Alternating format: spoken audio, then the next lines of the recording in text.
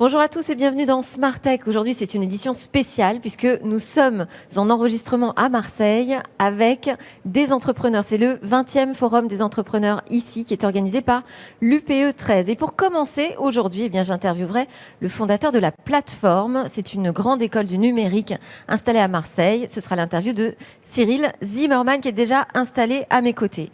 Ensuite, le cœur de cette émission, évidemment, sera consacré à la découverte de l'écosystème tech marseillais. Cet écosystème, on va essayer de faire un tour d'horizon aussi large que possible, de la fintech à l'agritech. Et puis, je clôturerai cette émission avec un rendez-vous pour nous aider à mieux protéger nos adresses email. Vous verrez pourquoi c'est absolument fondamental. Et enfin, une surprise pour tous les fans de football, puisque j'aurai avec moi le directeur de l'innovation de l'OM Data Lab. Mais avant toute chose, bonjour Cyril Zimmerman. Bonjour. Merci d'ouvrir cette édition spéciale et donc, que je disais, enregistrée à Marseille depuis le 20e Forum des entrepreneurs. Alors, on va avoir peut-être un peu de bruit, un peu de public, mais j'espère qu'on va bien nous entendre. Vous êtes un entrepreneur du numérique d'ailleurs depuis de nombreuses années et vous avez pris ce virage de la formation pour lancer une grande école du numérique qui s'appelle la Plateforme à Marseille. Quel est le projet? Qu'est-ce qui vous a motivé au départ? Comme vous le dites, en fait, je suis un entrepreneur et la plupart des entreprises que j'ai créées étaient à Paris. Et je suis arrivé à Marseille il y a 11 ans. Et je suis arrivé à Marseille avec mes centres économiques qui restaient à Paris dans un premier temps. Donc des sociétés que j'ai créées puis que j'ai cédées plus récemment. iMedia, c'est ça? iMedia, effectivement, et iPay, que j'ai coté en bourse et puis après qui ont été cédées. Et en arrivant à Marseille, dans un premier temps, je profitais de tous les atouts de la ville. Mais j'étais pas un acteur économique et petit à petit j'ai ressenti l'envie et le besoin en fait de devenir un acteur économique et social sur le territoire. Et après un séjour aux États-Unis, en Californie, j'ai réalisé à quel point la formation dans la tech était un moyen sur une durée relativement courte en fait, de former un public qui pouvait être très large et très divers à des métiers qui étaient en tension, c'est-à-dire qu'il y avait beaucoup de demandes de la part des entreprises et relativement peu d'offres en fait, de la part du public, qui étaient des métiers en fait, bien rémunérés, avec une bonne réputation, une certaine noblesse en fait, et qui permettent de faire de l'insertion sociale et aussi de créer de la richesse économique. Alors quand on parle de métiers en tension, on les connaît, c'est surtout des codeurs, des développeurs du web qui manquent principalement.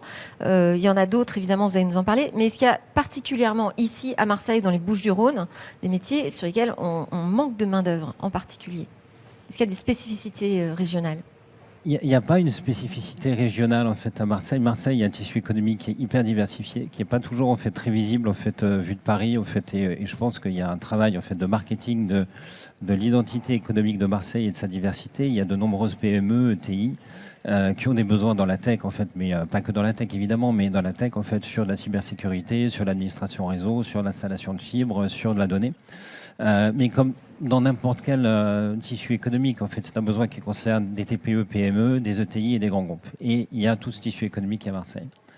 Et en rentrant des États-Unis, donc j'ai été voir le dirigeant d'un club qui s'appelle le Club Top 20, qui réunit les 50 plus grandes entreprises dont le siège social est à Marseille et qui font plus de 200 millions d'euros de chiffre d'affaires, en lui proposant cette idée d'école. Et comme ça correspondait aussi à l'analyse du Top 20 sur les besoins du territoire, en fait, on a créé une association qui porte en fait ce sujet et qui avait pour propos de proposer des formations gratuites à des étudiants qui, pour la plupart des formations, n'avaient pas besoin d'avoir un diplôme à l'entrée. Donc c'est gratuit et sans condition de diplôme. Même si vous n'avez pas le bac, vous pouvez rentrer à la plateforme. Alors oui, parce que je disais que c'est une grande école du numérique, c'est pas juste une expression, c'est véritablement un label. L'école a été d'ailleurs inaugurée par Cédrico, qui était déjà à l'époque le secrétaire d'État au numérique. Ça engage quoi d'être dans ce label de l'école, la grande école du numérique? Donc la gratuité, l'insertion. Chaque projet, au fait, a son cahier des charges et se donne ses obligations et ses objectifs. Nous, on s'est engagé, au fait, sur un public féminin. Aujourd'hui, on a 30% de femmes. On veut arriver à 50%. Donc 30% au bout d'un an, c'est pas mal, mais c'est pas suffisant. Dans les métiers de la tech, j'entends, qui sont en fait très majoritairement masculins. La gratuité est un élément fort aussi. Et puis le fait d'être installé en centre-ville, dans les quartiers prioritaires de la ville, puisqu'on est entre la Joliette et la gare Saint-Charles, donc en plein QPV et en zone Euroméditerranée. Et d'ailleurs, nous sommes dans le quartier de la Joliette, là. Absolument. Alors, vous êtes aussi speaker sur l'événement du 20e Forum des entrepreneurs et vous allez nous parler du retard des entreprises sur le numérique. Alors, Est-ce qu'il y a un retard des entreprises sur le numérique et en particulier à Marseille? Alors, le retard des entreprises, on en parlera tout à l'heure avec Gilles Babinet, en réalité, souvent, c'est un retard des dirigeants. Pendant 4 ans, j'ai animé une C'est un problème association culturel? et un think tank à Paris qui s'appelait l'Axel, au fait, qui visait à aider les entreprises à se numériser. Et on avait autant des entreprises du CAC 40 en fait, que des entreprises qui étaient déjà tech. Et ce qui était frappant, c'est de voir la résistance des dirigeants, pas des individualités, mais du collectif des dirigeants, d'un COMEX, d'un CODIR, d'un conseil d'administration, sur des sujets au fait, qui ne sont pas maîtrisés. Donc ce n'est pas une volonté de ne pas faire, c'est une crainte de ne pas comprendre, de ne pas maîtriser, d'avoir des changements en fait, dans la façon dont la société est opérée, managée, dirigée, qui rend finalement le numérique en fait, un peu dangereux, suspect en fait, pour des habitudes établies. Et dans des grandes structures, que ce soit des entreprises ou des administrations, il y a effectivement en fait, des routines, il y a des modes de fonctionnement en fait, qui ne demandent qu'à se pérenniser. Et souvent, les entreprises ont fait des acquisitions pour essayer de digitaliser avec plus ou moins de succès. Elles ont pu nommer en fait, des Chief Digital Officers, en fait, mais qui avaient plus ou moins de pouvoir en fait, pour transformer la société. Parce que là, il y a quand même eu une accélération avec la crise du confinement Covid-19 sur la numérisation. Et on a une accélération même avant le Covid. En fait, il y a un retard français qui n'est pas que marseillais, en fait, qui est français au fait au niveau national et qui a tendu en fait à se réduire, mais qui reste là. On est encore en fait un pays sur lequel la transformation vers le numérique, avec l'utilisation de la data, avec l'utilisation en fait, de toute série d'outils technologiques qui ne demandent pas à être un codeur, mais qui demandent juste à savoir utiliser en fait, des logiciels qui sont des logiciels de marché. On n'en est pas encore là où on devrait être si on se compare à d'autres pays comme l'Allemagne, l'Angleterre et les États-Unis dans une certaine mesure. Et en quelle mesure votre école peut favoriser l'émergence justement de l'innovation, de l'insertion davantage dans les entreprises du numérique? Vous travaillez vraiment avec tout l'écosystème tech marseillais qu'on va commencer à découvrir juste après? On travaille avec tout l'écosystème tech marseillais, en fait, au sein de la French Tech, en fait, et au sein des entreprises qui sont déjà plus. Et ça passe par quoi? Par des stages? On a en fait au sein de la plateforme en fait un cursus qui peut durer 1 an comme il peut durer 5 ans. La dernière année en fait est ouverte à des gens qui sont déjà diplômés en fait d'un bac plus 5. Sinon tous les autres peuvent en fait faire 4 années avec un apprentissage au sein de la plateforme en présentiel et puis une alternance en entreprise. Donc on travaille avec les entreprises. Parce que les alternants vont chez eux et aussi parce que la pédagogie qu'on a mis en place est basée sur des projets. Et ces projets émanent des entreprises. Donc les étudiants apprennent au début sur des cas qui sont fictifs parce que par définition ils ont besoin d'apprendre et ils ne savent pas grand-chose. Mais au fur et à mesure en fait, qu'ils sont de plus en plus pertinents, ils travaillent pour des entreprises qui leur soumettent des cas, donc ils travaillent sur du réel. Donc on est vraiment une école qui s'appuie sur les cas réels du besoin des entreprises. Donc on est en adhérence à ces besoins, on les voit évoluer en permanence, semaine après semaine, mois par mois. Merci beaucoup Cyril Zimmermann, vous êtes fondateur de la plateforme Marseille. Merci d'avoir été mon premier invité. C'est l'heure d'en apprendre davantage sur cet écosystème tech marseillais.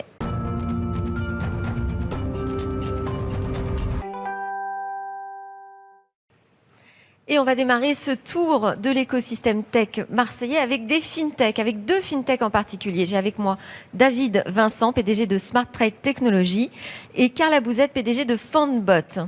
Alors, je voulais vous poser une première question déjà à tous les deux. Je ne sais pas qui va répondre en premier, le plus volontaire. Est-ce que la fintech française aujourd'hui vous semble avoir un coup à jouer? Est-ce qu'on est plutôt dans une pole position là en ce moment sur la fintech? Oui. Oui, moi je veux bien. David Vincent. Je veux bien répondre. Je pense que déjà aujourd'hui, si vous regardez, alors Smart Trade, nous on est plutôt vraiment sur la partie très proche des marchés financiers. On va parler de votre entreprise après. Et donc aujourd'hui, si on regarde quand même, la France a une avancée technologique énorme, puisque je pense qu'on a les meilleurs ingénieurs du monde, sans faire de chauvinisme. Je pense qu'on a vraiment des très bonnes formations, de bons ingénieurs. Si vous regardez dans la majorité des banques du monde, vous avez beaucoup de Français aussi. Donc je pense qu'en fait, on est extrêmement bien positionné. On a une carte à jouer. Ouais, bon, pour l'instant, on l'a pas encore joué. Donc, non, mais on va la jouer. Voilà. Alors on va commencer tout de suite justement avec vous. Vous avez fondé donc Smart Trade Technologies en 1999. Ça veut dire quand même qu'à l'époque, le contexte était totalement différent. Qu'est-ce qui a évolué entre-temps? Comment votre structure a changé? Quelles sont les technologies que vous avez intégrées depuis? Alors oui, nous, quand on a démarré en 99, donc en fait, l'idée de base avec Harry, l'autre fondateur, c'était d'avoir qu'il y avait une convergence de tous les modèles de trading qui étaient faits de manière assez manuelle au téléphone vers un accès électronique. Et ça, c'était la technologie. Donc, quand on a vu qu'on pouvait connecter des systèmes à l'époque avec des modems, etc., on s'est dit, en fait, ça va être le futur du trading électronique. Donc, on a commencé là-dedans, on s'est lancé, on a commencé à créer les plateformes. Et puis, au cours du temps, en fait, on a eu le nez creux, finalement, puisque la technologie a continué à évoluer. Le coût des ordinateurs a baissé, le coût de la connectivité a baissé, et puis aujourd'hui on voit que c'est quand même un grand élan dans cette direction. Et c'était un des secteurs qui était plutôt bien équipé en connexion Internet à l'époque, qui était plutôt précurseur sur ces technos. Oui, un peu plus. Déjà, la finance a toujours été ultra connectée, c'est-à-dire que avant c'était même au téléphone, mais il y avait quand même des systèmes, mais il y avait aussi besoin de puissance de calcul, et finalement on s'est engouffré là-dedans. Et puis ça ne fait qu'évoluer de toute façon. Alors on va préciser davantage ce que fait votre logiciel, parce qu'en fait SmartTrade c'est un logiciel. Alors il accomplit quelle tâche précisément ? Alors en fait l'idée elle est assez simple, c'est qu'un actif financier c'est comme n'importe quel produits, si vous voulez, en quelque part. D'un côté, vous allez, il y a des gens qui les vendent et d'autres qui les achètent. Et en fait, il faut désintermédier tout ça. Donc, il y a des gens qui vont pouvoir donner des prix, des gens qui vont pouvoir les acheter. Et tout ça, la différence, c'est que par rapport à quand vous achetez vos iPhones sur Amazon, là, ça se passe en quelques minutes, voire heures. Là, ça se passe en termes de microsecondes. Et donc, en fait, il faut aller le plus vite possible pour pouvoir aller faire les exécutions. Et quel marché vous adressez ? Alors, sont qui vos utilisateurs ? C'est des traders, par exemple, dans des grandes banques ? Voilà. La majorité de nos clients, c'est des grandes banques d'investissement, des brokers, mais c'est toutes les personnes des fonds d'investissement, des personnes qui veulent s'équiper avec la technologie pour pouvoir connecter tout le monde le plus rapidement possible et pour pouvoir distribuer des prix, si vous voulez. Et donc, en fait, au final, ce qui se passe, c'est que la majorité de la finance mondiale passe par un immeuble, en fait, qui est aux États-Unis, ou par quelques immeubles, puisque tout le monde est regroupé dans le même data center. On va tirer des liens de fibres, et en fait, tout le monde va se connecter très très vite. Alors, et puis après, au final, il y a des utilisateurs qui sont des traders qui vont passer des ordres pour acheter, vendre pour leurs propres clients. Donc des gros marché mondial. Comment ça se passe quand on est une entreprise installée à Marseille ? C'est plus compliqué d'accéder à ce marché ? Alors, bon, la boîte, on l'a créée à Paris déjà. Donc, on est descendu en 2003 à Aix parce que, pour des raisons, enfin à Aix et Marseille, pour des raisons évidentes, c'est que quand vous avez des bons ingénieurs à Paris, vous les faites piquer plus facilement puisqu'il y avait beaucoup plus de concurrence à l'époque.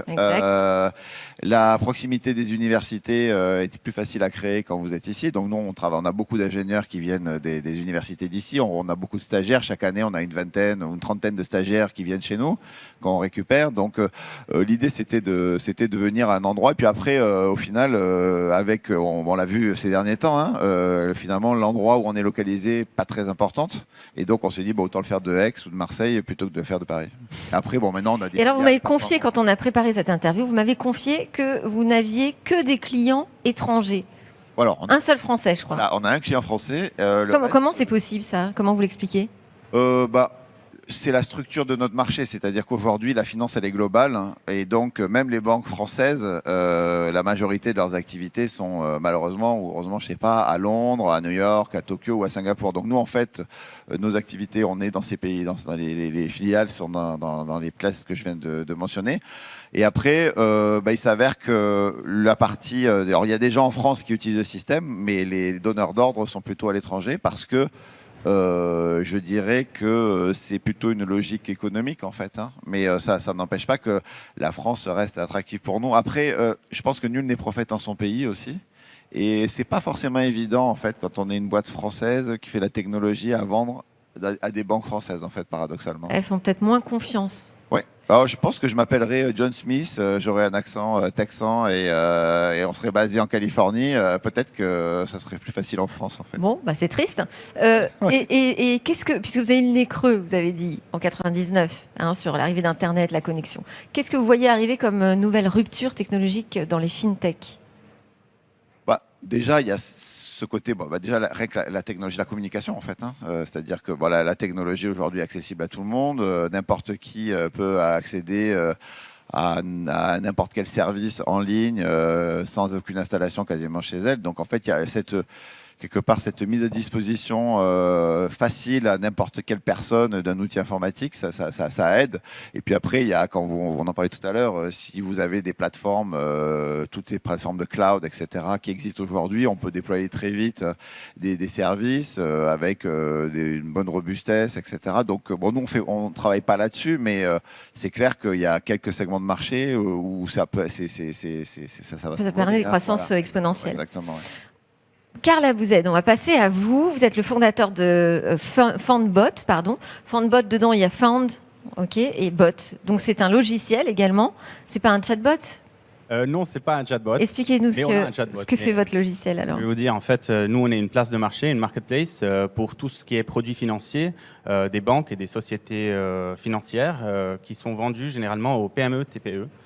Et quand vous dites marketplace, on n'entend pas le bot encore, on n'entend pas le robot. Voilà, c'est-à-dire que vous intégrez de l'intelligence artificielle. Oui, donc en fait, nous, ce qu'on fait, c'est un conseil automatisé qui donne aux PME un conseil de comment en fait gérer leur trésorerie. Donc l'objectif en fait de tout Foundbot et la vision de Foundbot, c'est de pouvoir vraiment améliorer et aider les PME à vraiment gérer, à passer moins de temps à gérer leur trésorerie. Nous, on a eu un parcours un peu plus différent. On a commencé en 2019, on est un peu plus jeune. Et puis après, on est venu en France. On a commencé au Liban, puis on est venu ici en France. Spécialement pour l'écosystème français, qui est beaucoup plus près au niveau des réglementations, des incubateurs, comme The Box, là où on est, ici à Marseille. Donc, dès qu'on est venu s'installer ici en France, on a trouvé une facilité beaucoup plus... en fait, on a trouvé beaucoup plus de simplicité à pouvoir entrer dans le marché, tout en gardant les complexités des réglementations. Et vous dites que vous adressez en particulier les PME, pourquoi ? Parce qu'en fait, les PME, c'est un problème global. La trésorerie dans les PME, c'est un problème global. On a réalisé que c'est à un niveau assez poussé. Et spécialement maintenant, après la crise du Covid, je trouve qu'il va y avoir énormément de délais de paiement. Ici en France, il y a une PME sur deux qui est en délai de paiement, donc qui a des délais de paiement, qui souffre de délais de paiement. Donc on trouve que c'est une énorme opportunité pour nous de pouvoir entrer et résoudre ça. Permettre de résoudre des problèmes de trésorerie, donc pourrait permettre aussi à plein d'entreprises de survivre plus confortablement. Et alors, je vous poussais sur la technologie, l'intelligence artificielle. En fait, ce que vous faites, c'est que vous créez une sorte de Chief Financial Officer, un CFO. Un digital CFO. Mais virtuel. Voilà. Donc, en fait, avec l'intelligence artificielle, nous, au-delà... Et vous pensez vraiment vous substituer à la profession ? Oui, bien sûr. Mais en fait, c'est pas juste un assistant. Vous pensez qu'il peut vraiment faire le job tout seul? En fait, le CFO, c'est un grand terme. CFO, ça dépend aussi de la taille de la société, ça dépend aussi du niveau de cash flow qu'ils ont, des aides financières qu'ils ont, etc. Mais nous, en fait, il y a une partie des fonctions d'un CFO qui travaille sur la trésorerie. Donc c'est ici, nous, en fait, qu'on essaye de rentrer pour essayer de couvrir cette partie-là, mais pas couvrir toute la partie d'un CFO de A à Z. Et quand vous avez créé Foundbot en 2019, vous avez rejoint un incubateur qui s'appelle The Box. Et d'ailleurs, on va les recevoir aussi tout à l'heure. C'est essentiel dans le processus de développement d'une entreprise pour vous, d'être dans un incubateur? Je trouve, dépendamment de la start-up elle-même et du fondateur et de la situation de la société. Mais pour moi, je trouve qu'un incubateur est un énorme facilitateur à pouvoir rentrer dans un nouveau marché. Et avoir bien sûr une assistance en termes de connexion, en termes d'aide, d'assistance, aller aux événements, etc. Bien sûr aussi dans le know-how de l'industrie. Donc pour nous, oui, on trouve que c'est essentiel, c'était essentiel bien sûr de rentrer, de s'associer à un incubateur. Combien de temps il vous a fallu pour développer le bot? Parce que vous parlez d'une création en 2019. Oui. Mais le logiciel, vous avez démarré à le développer quand? Ça fait presque 2 ans qu'on travaille dessus. Ça fait 2 ans qu'on travaille dessus. Avant tout, on voulait développer un proof of concept. Dès qu'on a pu faire le proof of concept, on a réalisé que ça pourrait bien marcher. C'est ici qu'on a décidé de s'investir, de créer une société et de venir s'établir ici en France. Comment est-ce que vous percevez cet écosystème tech marseillais? Justement, vous êtes dans un incubateur, vous êtes là depuis de nombreuses années. Comment vous le percevez? Il se passe des choses là à Marseille? David Vincent? Oui. Il y a quand même l'activité économique est réelle. Moi, j'ai la chance de faire partie de l'UPE aussi. Donc, on voit, il y a quand même un dynamisme des entreprises ici qui est dingue. Hein. Et sur le numérique en particulier? Et sur le numérique, il y avait Cyril qui était là tout à l'heure aussi. Il se passe Cyril pas mal. Zimmermann, Il y a pas mal de choses qui se passent aussi. De toute façon, il y a quand même, comme partout, une pénurie une pénurie d'ingénieurs, hein, ça c'est la réalité. Bon, alors malheureusement, on voit qu'avec le Covid, on risque d'avoir un phénomène inverse, puisqu'on voit qu'il y a quand même beaucoup de sociétés de services qui malheureusement se séparent de gens, des donneurs d'ordre qui donc peut-être la donne va s'inverser. Enfin bon, une fois qu'on va revenir à la normale, clairement il y a un besoin, et je pense que il y a un passage difficile à passer. Ouais, voilà. Mais une fois qu'on aura passé ce passage, c'est clair qu'on va retomber dans cette lutte. Aujourd'hui, vous voyez, nous on était à Aix, les bons ingénieurs, et tout le monde se les arrache, on essaie de les trouver. Donc en fait, il se passe énormément de choses, et puis le creuset ici, il y a beaucoup de choses, ça vibre bien. Et Carla, vous êtes pour trouver des data scientists qui vous aident sur votre bot, c'est compliqué ou c'est simple ici? Pour le moment, non, c'était pas compliqué. On a trouvé une personne en fait. Nous, on a besoin d'une personne en fait, pas plus, qui travaille sur le back-end de la partie intelligence artificielle. Non, c'était pas tellement difficile. D'ailleurs, nous, on est venu du Liban, donc ici, il y a beaucoup plus de ressources que ce qu'on avait avant. Donc, avant, on recrutait à l'extérieur. Donc, maintenant, vu qu'on est ici sur le terrain, c'est beaucoup plus facile pour nous. Merci beaucoup à tous les deux, David Vincent de Smart Trade Technologies et Carla Bouzed de Funbot. On va continuer notre tour d'horizon de l'écosystème tech marseillais dans quelques instants.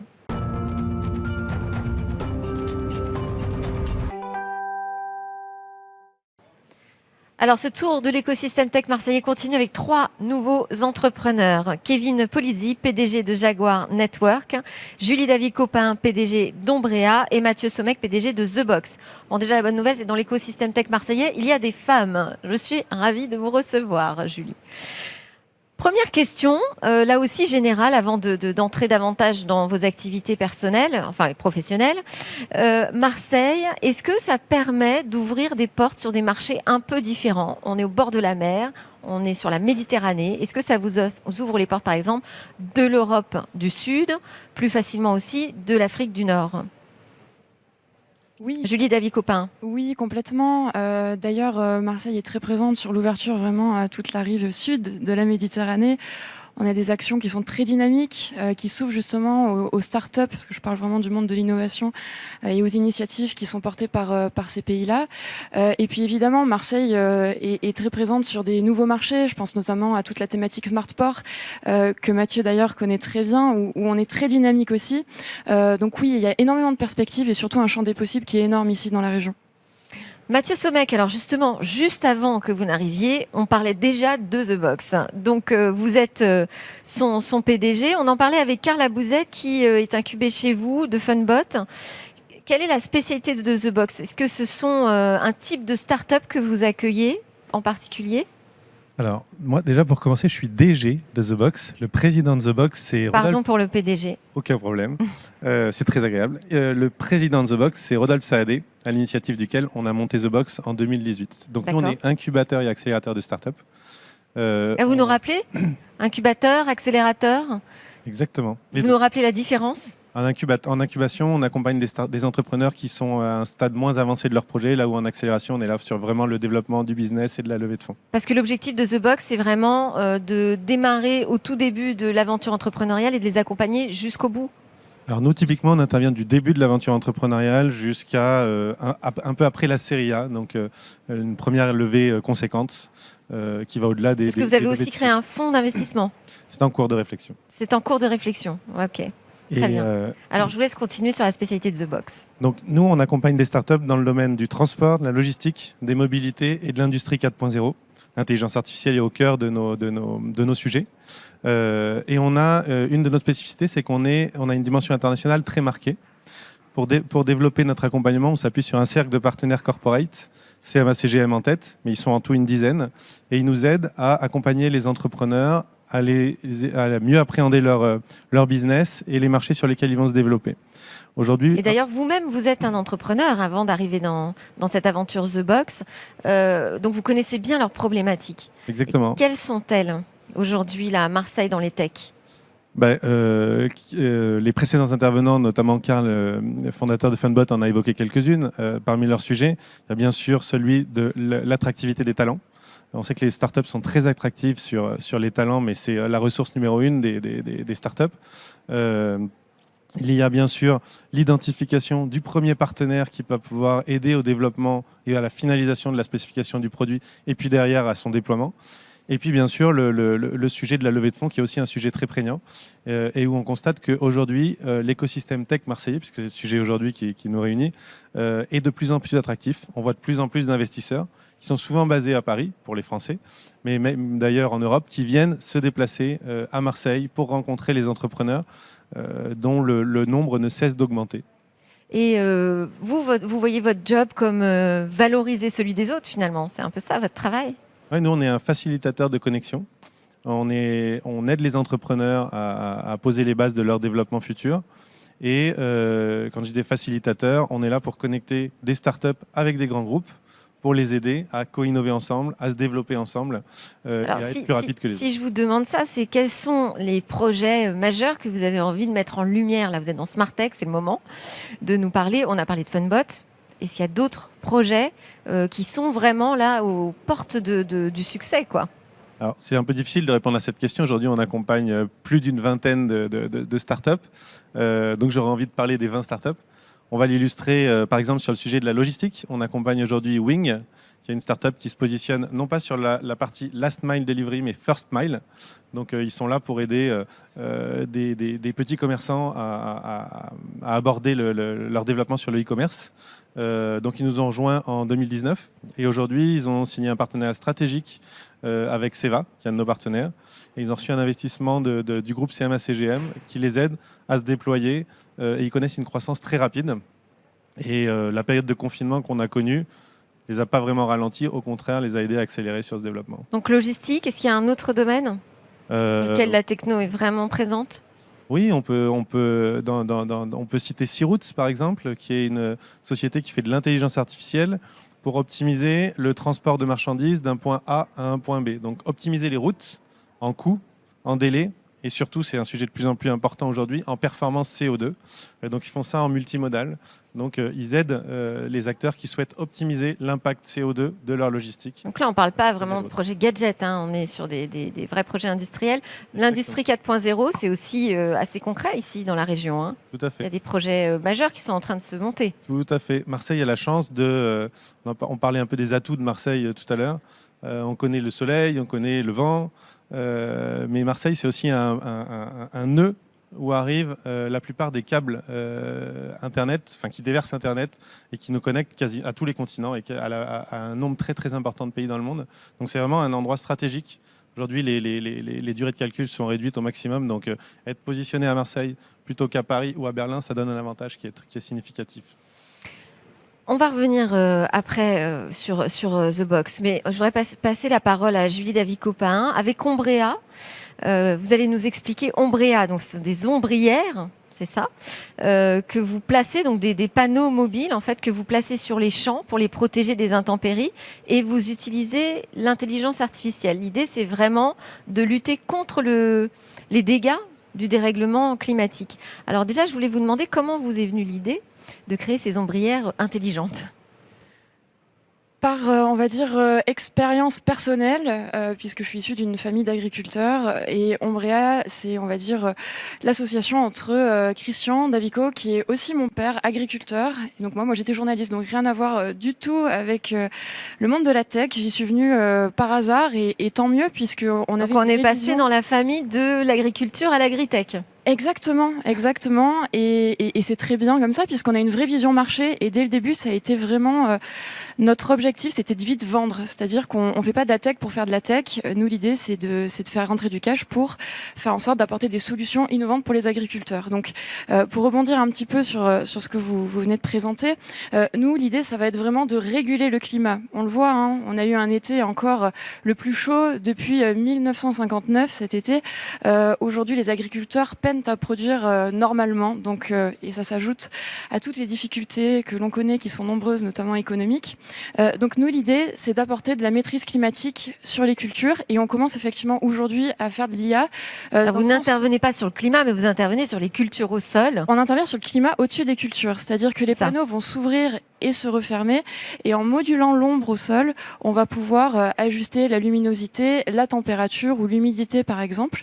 Et l'idée, c'est de faire en sorte que la plante ait vraiment tout l'écosystème dont elle a besoin pour grandir dans des bonnes conditions. C'est un peu comme une serre géante. Alors on a des images derrière de ce Alors, que c'est vous pas une installez. serre, disons que Mais c'est un nous- peu ce principe-là, en fait, c'est de mettre sous C'est- protection. Alors, si on veut vulgariser, oui. Si on veut vraiment être près de la réalité, on va s'adresser aux cultures de plein air, donc de plein champ, celles qui ne poussent pas sous serre. Donc ça va être la viticulture, du C'est ça la maraîchage, différence etc. aujourd'hui, Ouais. c'est qu'aujourd'hui vous apportez une solution pour le plein air. Exactement. Et aujourd'hui, ce qui est vraiment notre point fort, c'est qu'on va être en mesure d'anticiper les risques climatiques et on est en mesure de les pallier lorsqu'ils arrivent également. Et alors par exemple, vous pouvez anticiper de combien de temps sur l'arrivée d'un orage puissant? Ça va dépendre des cultures traitées, du climat, du territoire sur lequel on est installé. C'est vraiment très variable. Ce que je peux vous donner comme chiffre intéressant, c'est qu'on a vu par exemple que les vendanges ont été très très précoces, notamment en Bourgogne cette année. Elles ont commencé à la mi-août. Nous aujourd'hui, nos ombrières qui sont sur de la viticulture, les vendanges n'ont toujours pas commencé. Elles auront lieu à la fin du mois.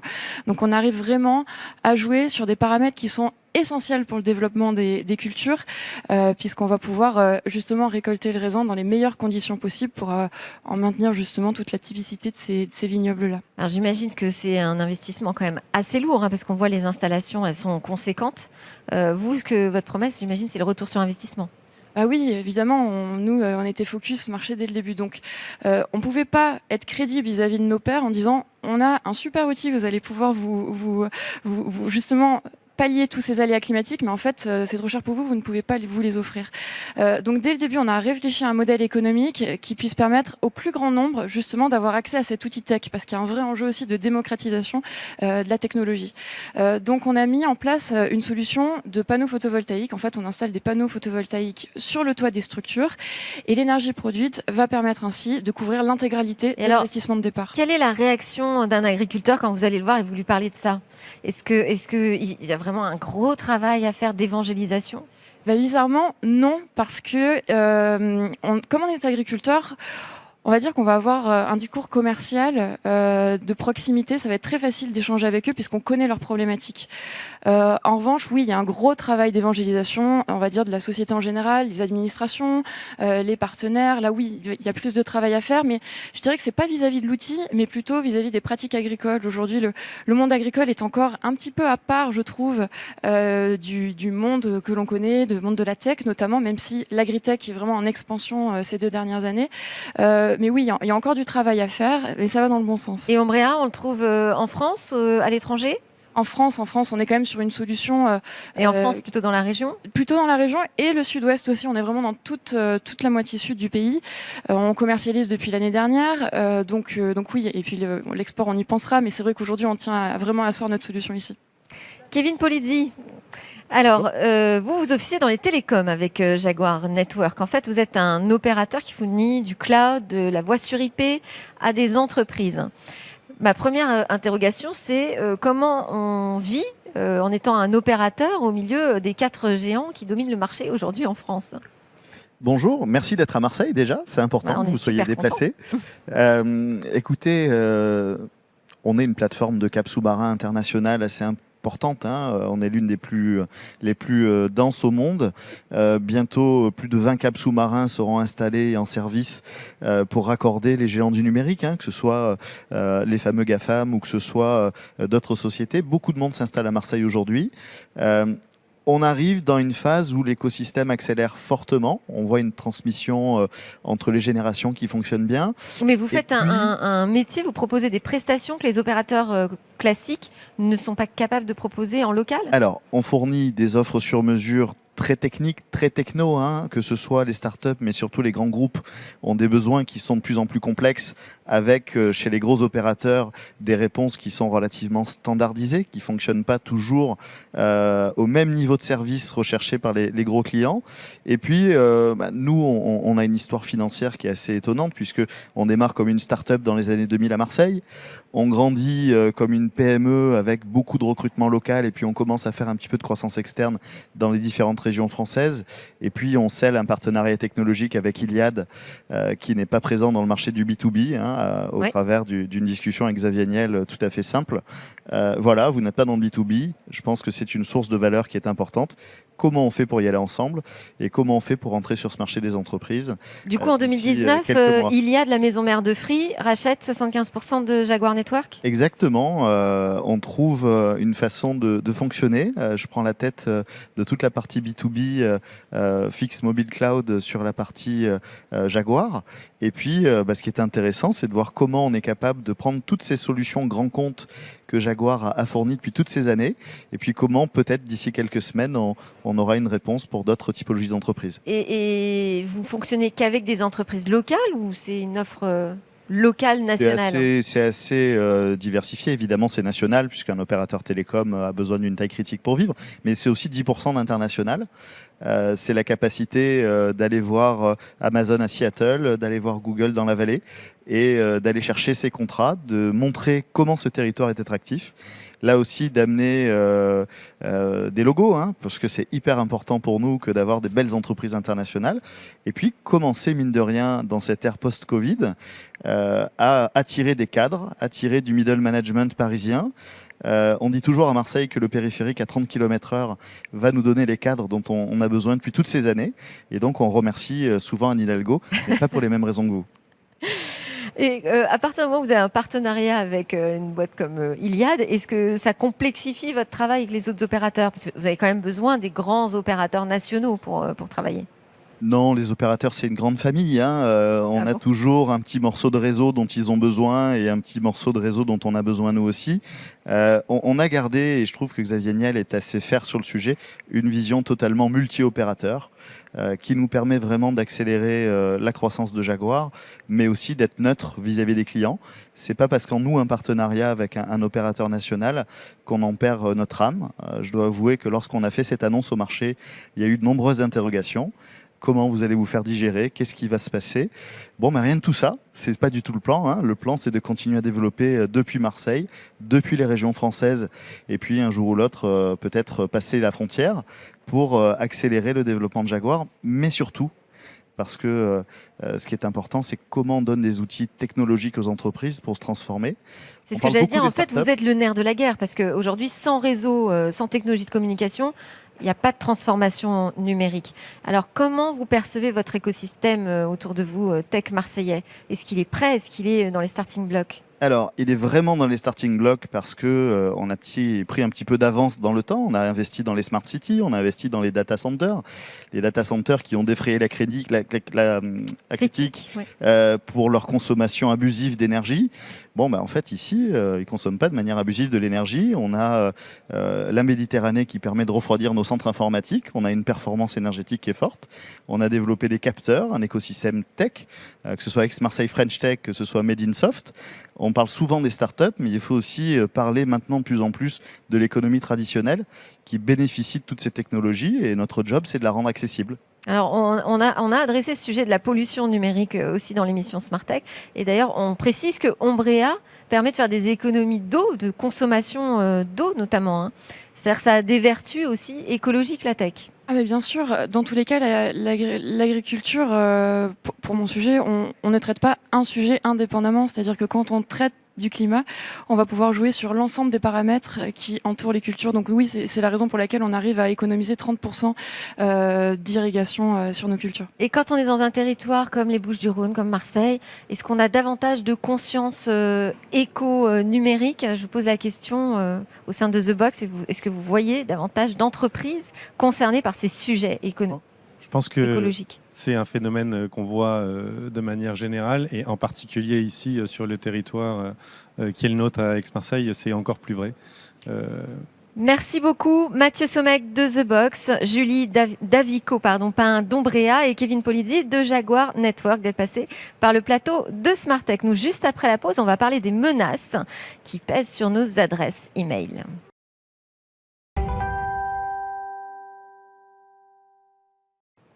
Nous sommes de retour sur le plateau de Smart Tech et j'ai le plaisir d'accueillir Hervé Lejouan, président fondateur de Privoni. Bonjour Hervé. Alors, lorsqu'on s'est rencontrés, c'était à Aix-en-Provence, d'ailleurs pas très loin d'ici. Et vous m'aviez dit qu'il était particulièrement important que je me mette à protéger mes adresses e-mail. Alors, j'aimerais que vous expliquiez à nos spectateurs pourquoi, en tout cas que vous avanciez vos meilleurs arguments les plus convaincants. Pourquoi c'est très important aujourd'hui de protéger ces adresses e-mail ? Merci Delphine. Effectivement, il y a plusieurs raisons, hein, mais les principales sont les suivantes. La première, c'est que vous comme moi, on reçoit tous énormément d'emails, et beaucoup d'emails, et la plupart sont non sollicités. C'est-à-dire, on se demande souvent, mais d'où viennent-ils ? Et on est très impuissant face à cela, c'est-à-dire qu'on est incapable de comprendre pourquoi c'est arrivé ici, et parce que je ne me suis pas inscrit sur tel ou tel site ou telle app. Donc ça, déjà, il y a cette notion, dont on appelle ça un peu le spam, ces mails non sollicités, et il y a cette notion de recevoir ces mails. Ça, c'est le premier point, et je crois que tout le monde le ressent. Donc se laisser inonder par des mails indésirables. Mails indésirables, et on ne sait pas quoi faire. Le deuxième point, c'est que beaucoup et souvent, vous avez finalement votre nom dans votre adresse email. C'est-à-dire, il y a beaucoup d'internautes et de personnes qui, lorsqu'ils vont créer une adresse email, ils vont finalement mettre nom, prénom, et là, d'un seul coup, vous êtes identifiable. C'est-à-dire, quelqu'un qui a cette adresse va pouvoir, en allant sur les réseaux sociaux, avoir beaucoup d'informations sur vous, et donc commencer finalement à vous profiler, alors qu'en fait, vous n'avez donné que votre adresse email. Et la troisième raison, qui est une raison majeure, c'est les hackers. Il y a de plus en plus de violations de données, comme vous le savez, et effectivement, dans ce cadre-là, votre adresse email est souvent utilisée comme un identifiant. C'est-à-dire que vous, quand vous vous enregistrez sur un site ou sur une application, vous avez laissé votre adresse email associée à un mot de passe pour vous identifier. Et là, effectivement, s'il y a une violation de données sur tel ou tel site, là, vous allez vous retrouver pénalisé parce que vous avez des risques derrière d'usurpation d'identité. Et en fait, ce n'est pas juste le problème de notre adresse email, c'est l'identifiant qui donne accès à des services qui sont assez critiques. Dans la majeure partie des cas, vous donnez votre adresse email comme identifiant. À partir du moment où vous l'utilisez sur plusieurs sites, la même adresse, et souvent d'ailleurs associé à un password, un mot de passe qui n'est pas très fort, vous vous mettez à un risque très très fort. Et c'est étonnant ce que vous dites, parce que finalement, quand on demande aux gens de lister quelles sont les données personnelles les plus sensibles qu'il faut protéger en priorité, je ne suis pas sûre que l'adresse email sorte en premier. Non, effectivement, quand on demande ça, ils parlent de carte de crédit. Alors c'est vrai que la carte de crédit est très importante, mais ils parlent aussi de leur adresse personnelle, j'entends physique. Mais l'adresse physique, finalement, vous ne vous identifiez jamais sur Internet avec votre adresse physique. Vous vous identifiez avec votre adresse email. Et l'adresse email est mondiale, c'est-à-dire que ça va partir mondialement et vous ne savez pas où. Donc c'est là où effectivement il est très important de la protéger parce que c'est votre identité et cette identité, si vous ne la protégez pas, vous êtes à risque. Donc la protéger, ça veut dire quoi concrètement ? La protéger, ça veut dire quoi ? Alors c'est sûr qu'il y a plusieurs façons de se protéger. Alors toutes les façons sont souvent, en le disant comme ça, des pansements plutôt que des solutions définitives. Mais la première, et c'est ce que j'ai cité avant, évitez déjà quand vous créez une adresse email de mettre votre nom. Faites en sorte que ce qu'il y a avant le arrobase, là, le fameux @ soit plutôt anonyme, avec des chiffres, des lettres. Moralité, déjà, vous ne laissez pas une trace. C'est tellement l'inverse de ce qu'on fait tous. Exactement, parce qu'on a tendance à mettre hervé.lejoint @gmail. C'est plus simple. Ouais. Donc, la deuxième chose, c'est qu'il existe quand même des solutions sur le marché, des filtres anti-spam et autres qui permettent de se protéger du spam et du phishing. Simplement, ces solutions, si elles sont très intéressantes pour ça, elles vont avoir toujours l'inconvénient que vous laissez toujours la même adresse sur ces sites. C'est-à-dire vous allez toujours laisser votre email principal, personnel ou professionnel d'ailleurs, et donc, moralité, vous le mettez à risque. Alors, derrière, la solution, on va dire, ultime et la meilleure, c'est d'avoir finalement, de générer à chaque fois que vous allez vous enregistrer sur un site ou sur une application, c'est d'utiliser une adresse email unique, qu'on appelle un alias.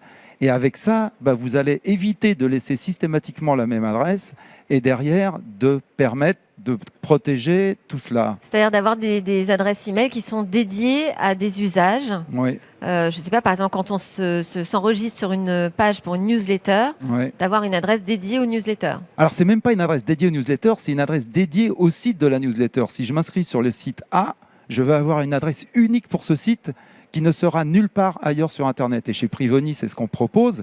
Et alors, le gros avantage, c'est que, 1, elle est unique. 2, on peut la gérer comme on veut. Parce que là, vous êtes en train de nous parler de la solution de Privoni. Oui. Mais alors, en quoi, moi, ça peut me rassurer que Privoni, finalement, connaisse... c'est comme un gestionnaire de mots de passe, un gestionnaire d'adresse email, connaisse mon adresse email principale Oui, on connaît votre adresse email principale qu'on protège et nous, on va vous renvoyer tous les mails qui vont arriver aux adresses uniques vers cet email principal. Et dans ce cas-là, c'est comme un filtre finalement. Mais le gros avantage, c'est que même s'il y a une violation de données sur un site où vous les avez laissé une adresse jetable, eh ben, vous ne serez pas impacté parce que la valeur de cet email, elle est nulle puisqu'il est unique. Donc vous n'êtes pas impacté en tant qu'individu. Et vous protégez votre email personnel que nous conservons. Et d'ailleurs, il y a d'autres fournisseurs de mails qui proposent ce service aujourd'hui. Absolument. Mais ce n'est pas vraiment mis en avant finalement. Non, ce n'est pas vraiment mis en avant, mais on commence à voir un mouvement quand même. On voit Apple qui fait des choses dans ce domaine. Il y a, je crois, le groupe La Poste aussi qui est en train de proposer ça. On a bien vu aussi que les gestionnaires de mails faisaient vous pouviez mettre des plus, vous savez, à la fin de votre adresse pour générer des alias. Mais ça ne répond pas à la question, malheureusement. Eh ben, c'est passionnant, ces nouvelles solutions. C'est vrai que j'ai quand même le sentiment qu'on n'en parle pas assez. Ouais. Pour moi, l'argument massu, c'est véritablement de rester à l'abri de tout ce qui est accès à nos services sensibles qui sont identifiés par nos adresses email. Merci beaucoup, Hervé Lejouan de Privoni, pour ce coup de main pour nous protéger dans le monde des cybercriminels. Alors maintenant, on va parler... J'avais promis une surprise en introduction, Hervé. Eh ben, on va parler football.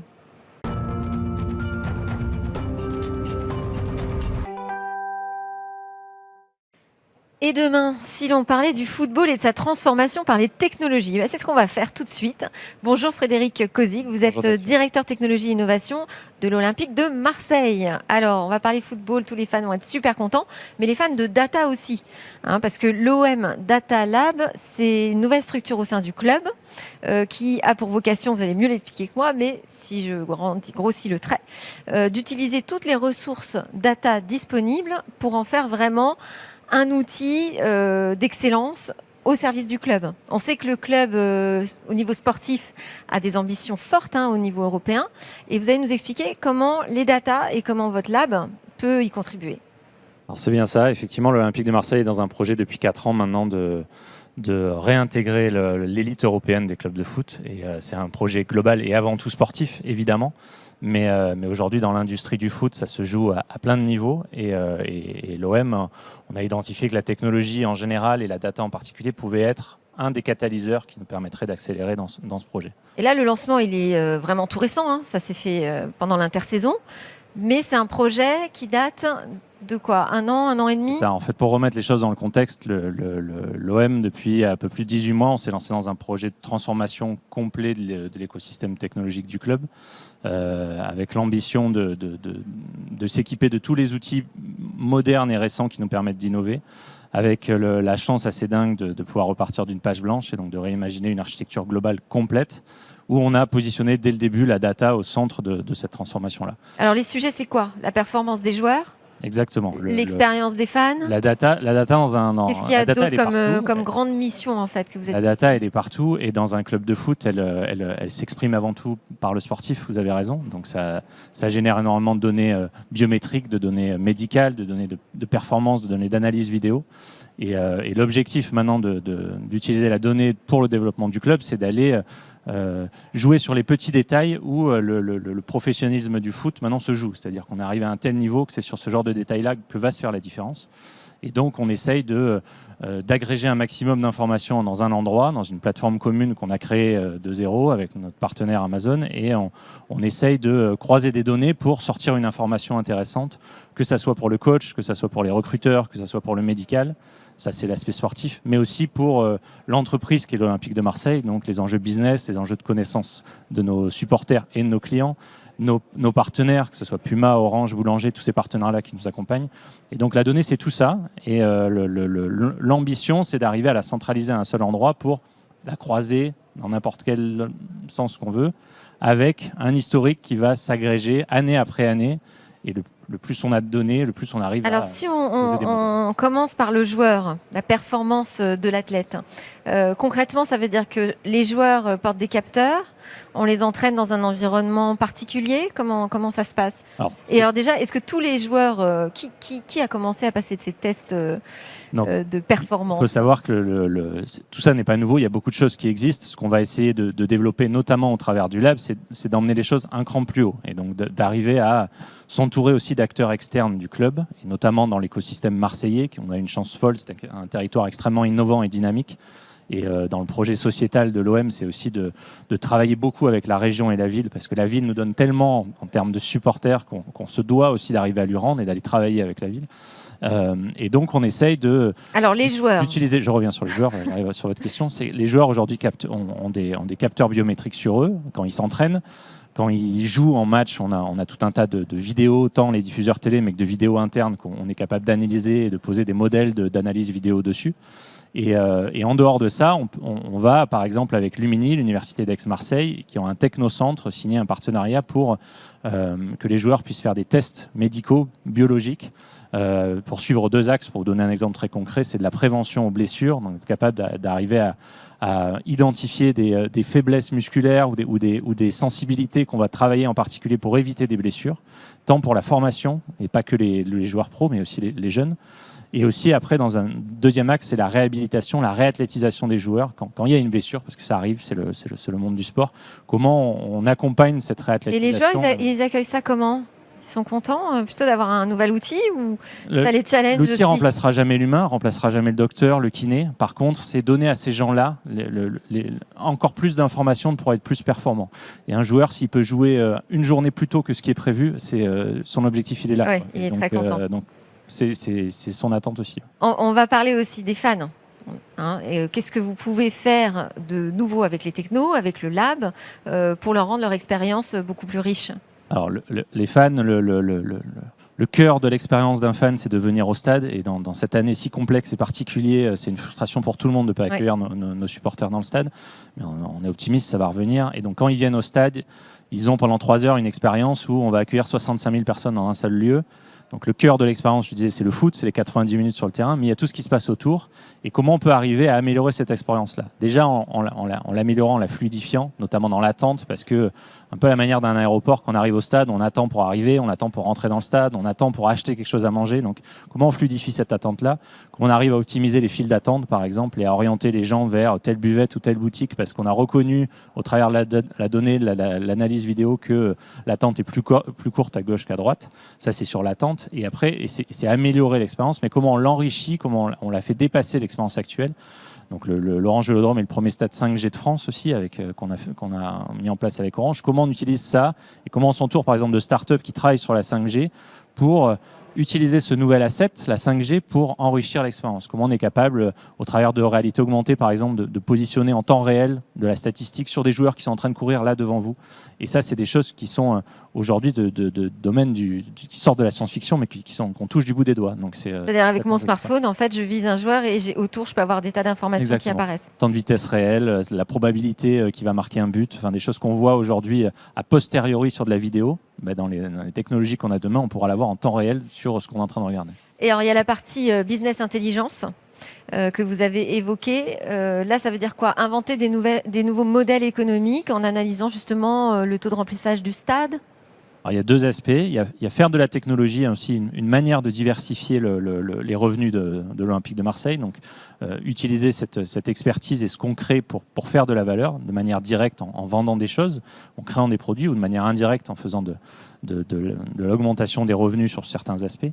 Et pour la billetterie, par exemple, c'est ce que vous expliquez, c'est comment on peut arriver à trouver le meilleur prix pour la meilleure place pour tout le monde. Et c'est utiliser des années d'historique de vente de billetterie et faire tourner du machine learning là-dessus, donc des algorithmes qui vont essayer de nous aider à piloter nos ventes et à améliorer le remplissage du stade. Alors, ça peut avoir un côté très mercantile, mais l'objectif, c'est d'avoir le meilleur prix pour tout le monde. Donc, c'est aussi que les supporters s'y retrouvent dans cette approche-là et qu'on ait le meilleur prix pour chaque type de supporter.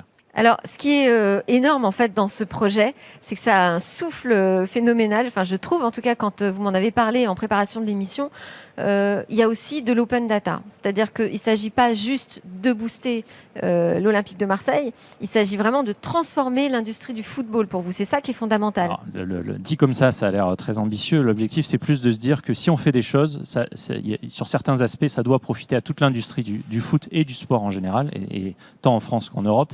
Et on veut embarquer un maximum de gens dedans. Donc, c'est nos partenaires, des startups, mais aussi d'autres clubs, d'autres sports, pourquoi pas. Alors, ça peut paraître un peu bizarre parce qu'on se dit mais finalement on est concurrents entre les clubs. À l'OM, on a développé un super outil, voilà. Et pourquoi on le garderait pas juste pour nous ? Alors sur certains aspects, ça sera le cas. L'industrie du foot est extrêmement compétitive, par exemple sur le recrutement des talents, comment identifier les joueurs de demain, les jeunes pépites de demain. Et donc là, il y a une compétition folle entre les clubs. Et tout ce qu'on va réussir à créer là-dessus, oui, Vous le gardez on va pour le garder vous. pour nous. Mais sur d'autres aspects qui sont plus globaux, au foot en général, à l'expérience des spectateurs, au développement de l'industrie du sport, on a tous à y gagner, tous les clubs et tout le sport en général, à ce qu'on avance et on accélère là-dessus. Donc si on arrive, par les open data, si on arrive à partager des choses, c'est dans le cas dans d'autres industries où finalement des compétiteurs se mettent ensemble pour augmenter le nombre de data, parce qu'en fait, on a de bonnes prédictions et de bonnes informations avec les algorithmes si on a beaucoup de données.